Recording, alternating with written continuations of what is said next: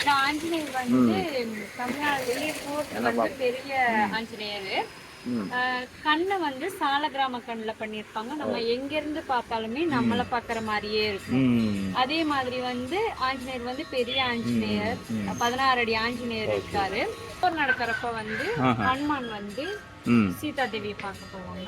அப்ப வந்து அவங்க வந்து போர்ல வந்து நீங்க வந்து வெற்றி பெறணும் அப்படின்றதுக்காக வெத்தலை மாலை வெத்தலை அங்க இருக்கிற வெத்தலையை வந்து குடியிருப்பாங்க. அப்ப வந்து யார் வந்து வெத்தலை மாலை வந்து ஹனுமானுக்கு சாத்தினாலும் அது வந்து அப்படியே நடக்கும்.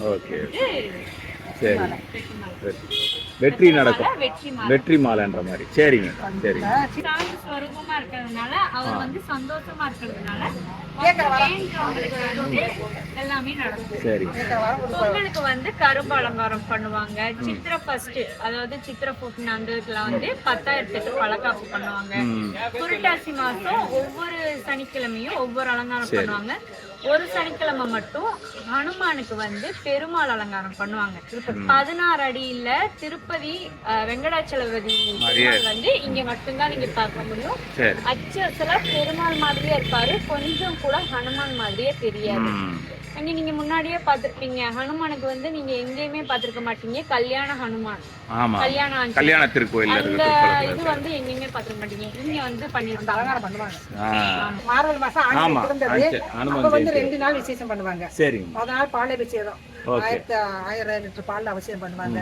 எல்லா பழங்களும் அபிஷேகம், எல்லாமே 5 வகை அலங்காரம் பண்ணுவாங்க. பால், பன்னீர், இளநீர், மஞ்சப்பொடி, ஜீரகப்பொடி எல்லா அலங்காரம் விசேஷம். அமாவாசை திறந்தது